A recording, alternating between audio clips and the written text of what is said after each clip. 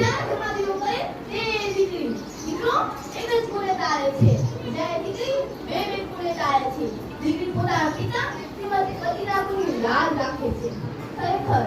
નારી તો રાણી બની છે હાલની પરિસ્થિતિમાં ઓછું ધરાવ્યું છે વિવિધ યોજનાઓ અને સરકારના આધારિત પ્રયત્નોથી આજે સ્ત્રીને સ્વાર્થ મોભાનું સ્થાન મળ્યું છે હાલ આપણા ભારત દેશમાં સ્ત્રી વિવિધતા પદો પર વિરાજમાન છે એ આપણા માટે ગૌરવની વાત કહેવાય છે એવા કહેવા માંગુ છું કે દીકરી પિતાને સમાન માની મોભાનું સ્થાન આપીશું બેટી હે તો કર હે અસુ દેશ ભારત